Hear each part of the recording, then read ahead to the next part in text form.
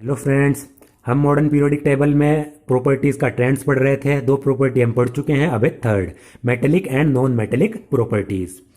Examine element of the third period and classify them as metals and non metals. इसमें activity दी गई है कि हमें थर्ड पीरियड देखना है और उनके जो एलिमेंट है उनको मेटल्स और नॉन मेटल्स में क्लासीफाई करना है।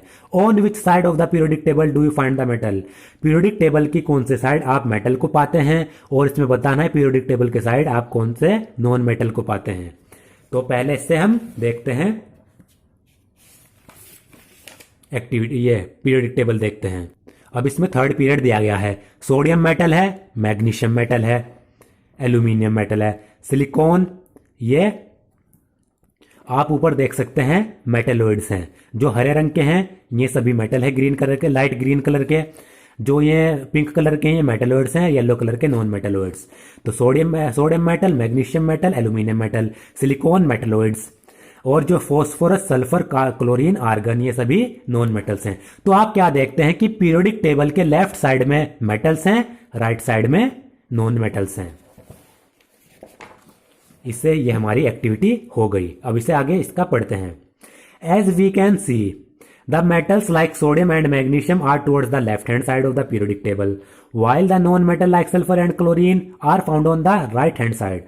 जैसा कि आप देख सकते हैं जो मेटल्स है सोडियम और मैग्नीशियम वो पीरियोडिक टेबल में लेफ्ट हैंड साइड पर हैं, बाईं तरफ हैं, जबकि नॉन मेटल सल्फर और क्लोरीन वो पीरियोडिक टेबल के राइट हैंड साइड पर हैं, दाईं तरफ है। In the middle we have silicon which is classified as a semi metal or metalloid. बीच में हमारे पास सिलिकॉन है जिसको हम सेमी मेटल कह सकते हैं या फिर मेटलॉइड कह सकते हैं, because it exhibit some properties of both metal and non metal. क्योंकि जो सिलिकॉन होता है वो मेटल और नॉन मेटल दोनों की प्रॉपर्टी शो करता है। In the modern periodic table A zigzag line separates metal from non metal. Modern periodic table में एक जिगजैग लाइन है जो मेटल को नॉन मेटल से सेपरेट करती है। ये भी देखना जरूरी है। ये वाली जिगजैग लाइन, जिगजैग, ये इस तरीके से ये मेटल्स को नॉन मेटल से सेपरेट कर रही है, अलग कर रही है। The border line elements boron, silicon, germanium, arsenic, antimony, tellurium and polonium. जो इस जिगजैग लाइन के जो एलिमेंट हैं जिनको पिंक कलर से शो किया गया है, boron, silicon, germanium, arsenic, antimony and tellurium and polonium, are intermediate in properties and are called metalloids or semi metals.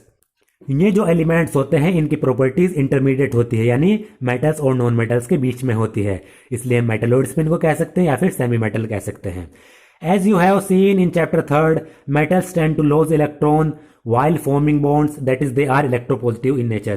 जैसा कि आपने चैप्टर में पढ़ा, जो मेटल्स होते हैं वो इलेक्ट्रॉन को लॉस करते हैं बॉन्ड बनाते समय। मेटल्स इलेक्ट्रॉन लॉस करेंगे इसलिए हम इन्हें कहते हैं इलेक्ट्रोपॉजिटिव, जबकि जो नॉन मेटल है वो इलेक्ट्रॉन गेन करेंगे इसलिए हम उनको कहते हैं electronegative. Activity 5.10, how do you think the tendency to lose electron changes in a group. आप कैसे देखते हैं कि जो इलेक्ट्रॉन लॉस करने की जो टेंडेंसी है, इलेक्ट्रोपॉजिटिव नेचर है, वो ग्रुप में किस तरीके से चेंज होता है। How will the tendency change in a period, और यही जो टेंडेंसी है पीरियड के अक्रॉस किस तरीके से चेंज होगी, इसका ये रीजन दिया गया है। As the effective nuclear charge acting on the valence shell electron increases across a period, the tendency to lose electron will decrease. तो हमने देखा जैसे जैसे हम लेफ्ट से राइट की ओर जाते हैं तो न्यूक्लियर चार्ज बहुत ज्यादा बढ़ता चला जाता है, जिससे वैलेंस इलेक्ट्रॉन अट्रैक्ट होती चली जाती है उससे। तो जैसे जैसे अक्रॉस द पीरियड हम चलेंगे तो न्यूक्लियर चार्ज बढ़ता चला जाएगा, इफेक्टिव न्यूक्लियर चार्ज। तो जैसे जैसे न्यूक्लियर चार्ज बढ़ेगा तो इलेक्ट्रॉन को लॉस करने की टेंडेंसी भी घटेगी। तो ये हमें याद रखना है। न्यूक्लियर चार्ज जो होता है, इस तरीके से आप इसको याद रखेंगे, न्यूक्लियर चार्ज जो होता है वो इलेक्ट्रोपॉजिटिविटी यानी इलेक्ट्रॉन लूज करने की जो टेंडेंसी होती है उसको इनवर्सली प्रोपोर्शनल होता है। न्यूक्लियर चार्ज बढ़ेगा, इलेक्ट्रॉन लॉस करने की टेंडेंसी घटेगी, डिक्रीज होगी। Down the group the effective nuclear charge experienced bye valence electron, और जैसे जैसे हम डाउन द ग्रुप चले जाते हैं तो जो effective nuclear charge valence electron experience करते हैं is decreasing because the outermost electron are farther away from the nucleus। वो इफेक्टिव न्यूक्लियर चार्ज घटता चला जाता है, क्योंकि जैसे जैसे हम डाउन द ग्रुप जाते हैं तो जो वैलेंस शेल हैं, नंबर ऑफ शेल्स वो बढ़ती चली जाती हैं, और जो आउटर मोस्ट शेल के जो इलेक्ट्रॉन हैं वो न्यूक्लियस से बहुत दूर चले जाते हैं। आउटर मोस्ट शेल के जो इलेक्ट्रॉन हैं वो न्यूक्लियस से दूर चले जाएंगे, इसका मतलब इफेक्टिव न्यूक्लियर चार्ज घट जाएगा, वो उनको अट्रैक्ट नहीं कर पाएगा। Therefore these can be lost easily. तो जो आउटर मोस्ट इलेक्ट्रॉन है उनको आसानी से लॉस्ट किया जा सकता है।